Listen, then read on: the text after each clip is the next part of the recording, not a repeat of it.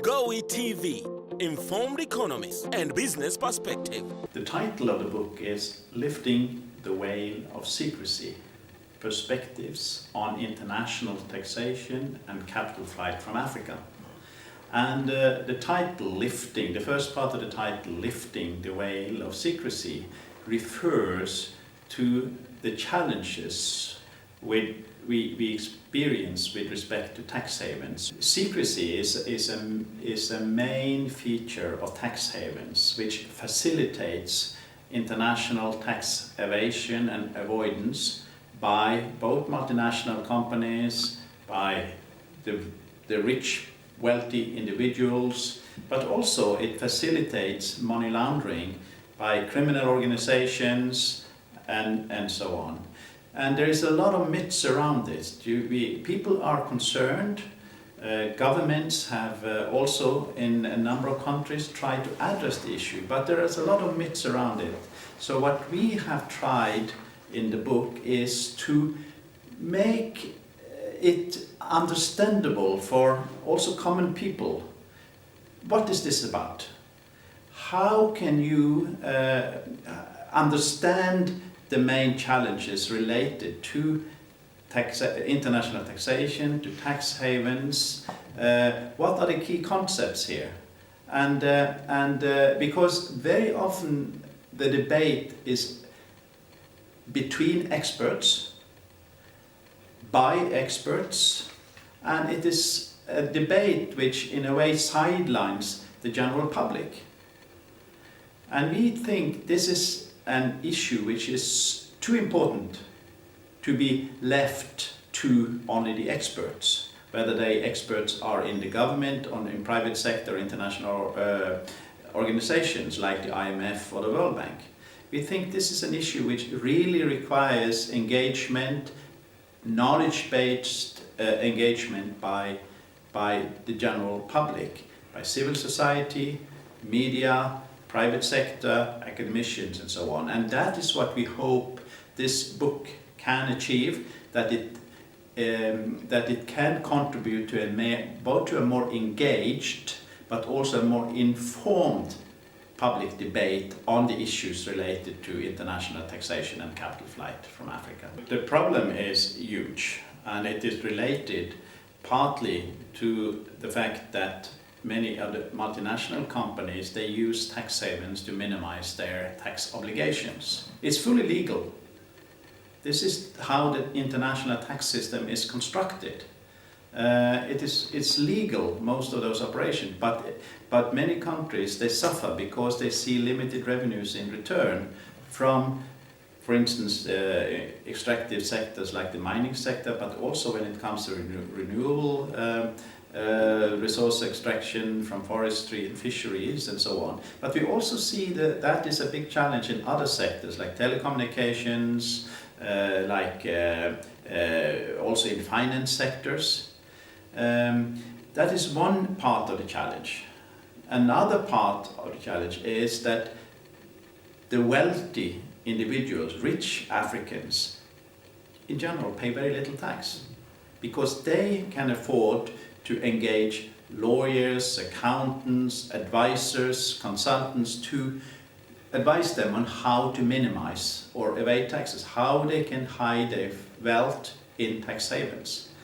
And tax havens, they have several features. There are many types of tax havens, but two general features.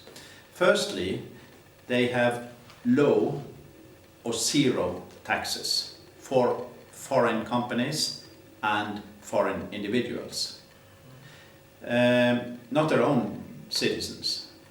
The second feature is that they are operating on a high degree of secrecy. In the legislation, they cannot inform other countries' tax authorities, for instance, about who are owning the accounts in their haven. Or in their jurisdiction.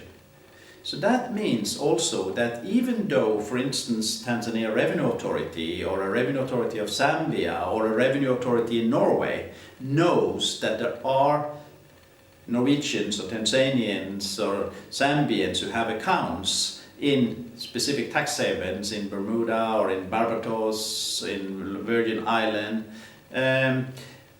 even in Netherlands and so on, they will not get information from those countries about who owns these accounts and how much is there. And another feature as a part of the secrecy characteristics and secrecy legislation of tax havens is that you get established a lot of so-called shell companies, which are just constructed there to hide money, to hide wealth, to avoid taxes, and you cannot find, you don't know who is actually owning this. It can be a foundation somewhere, but the owners are unknown. And I would like to add that this is not a specific African problem. It is a problem which affects all countries, all governments of the world. There is a big challenge, for instance, from governments in Western Europe, also Africa, to tax the big new type of businesses in the IT sector, these online companies like Uber, like Microsoft, like Apple, Amazon, and so on. Big challenge.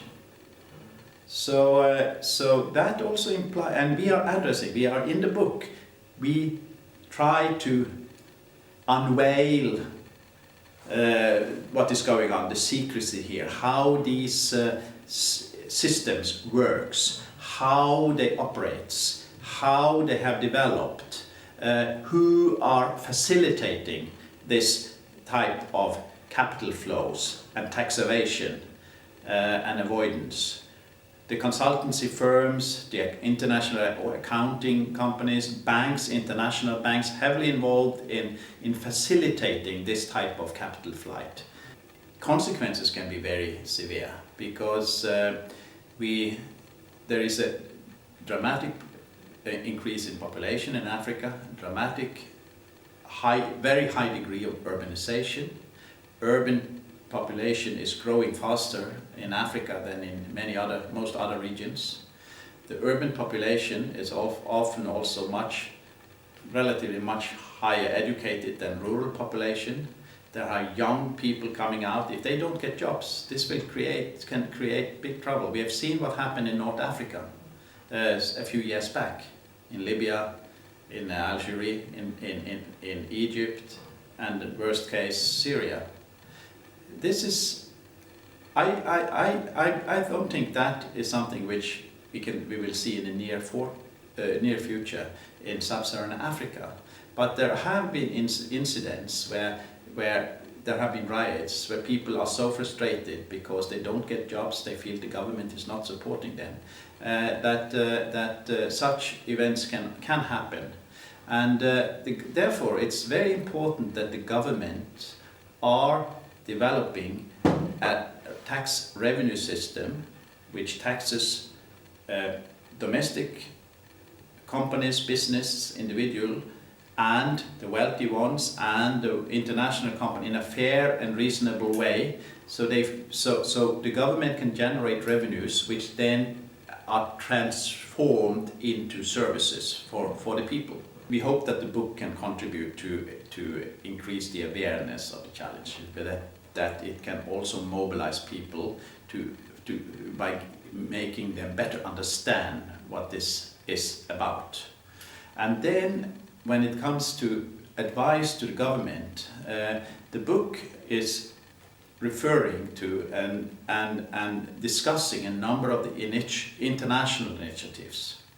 And we are discussing also how some of the initiatives also imply some challenges for African countries, because they are not designed for the African context, they are designed for the more wealthy countries. So that implies also that African governments should also be aware of what are their role in developing these new international measures.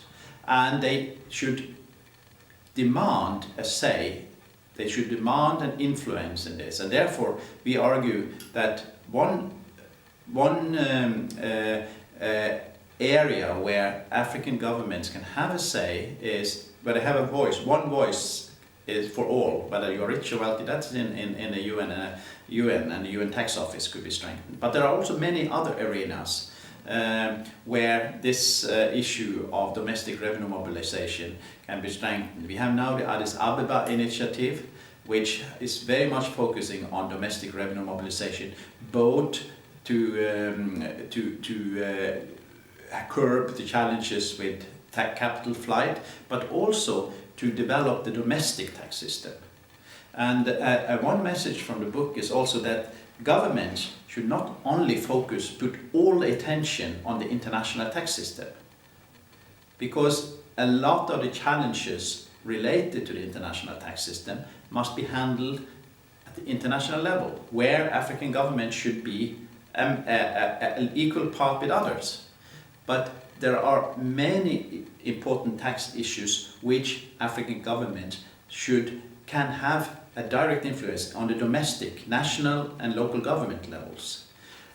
So one should not, one argument which we are strongly arguing for is that tax is more than international taxation. You also taxation domestic companies, we have taxation on individuals. You have to develop a tax system which are composed of many different elements here. And there are a number of challenges related to domestic taxation, which we also have mentioned in the book. For instance, taxing high net worth individuals, the wealthy one who may not use tax havens, but they are avoiding taxes because tax administrations may not dare to approach them because they are politically connected.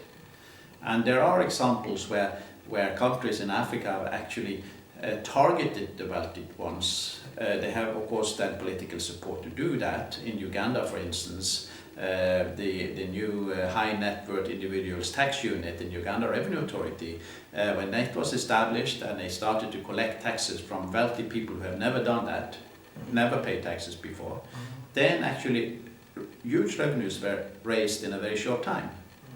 And what is also important in that respect is that when ordinary people see, or ordinary taxpayers, citizens see that well-resourced companies, wealthy individuals are not paying, that has implications on their willingness to pay.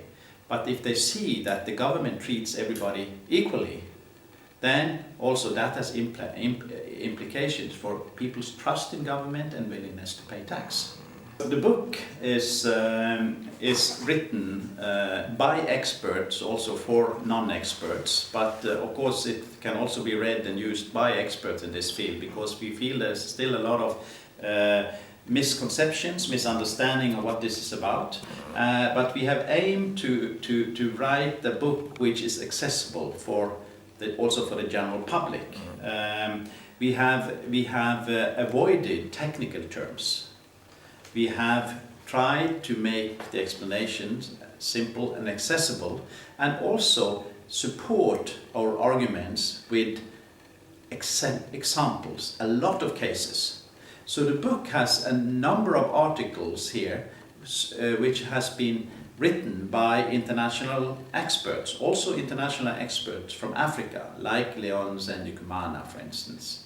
We have also other experts like Gabriel Zuckman from Berkeley University, Raymond Baker from Washington.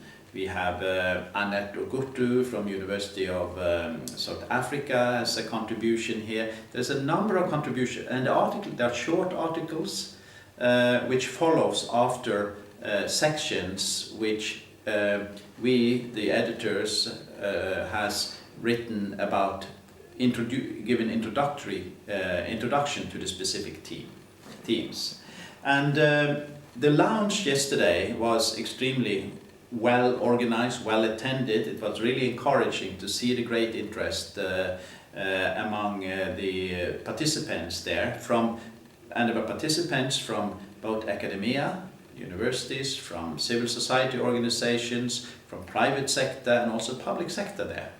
That was very encouraging, and we believe that this book has a potential to reach a very wide audience, and that it has potential also to contribute, at least that's our objective, to contribute to a more informed and engaged public debate on these issues. And we also believe that the book can also be used, parts of it can be used at least as a curriculum reading on a reading list at universities for both undergraduate and graduate levels. The next step is to secure that the book is distributed widely. We had a good start yesterday at the lounge at Mzumbe University here in Dar es Salaam. We also plan a lounge in Zambia, in Norway. The book will also be available online, free of charge, at my institute, www.cmi.no.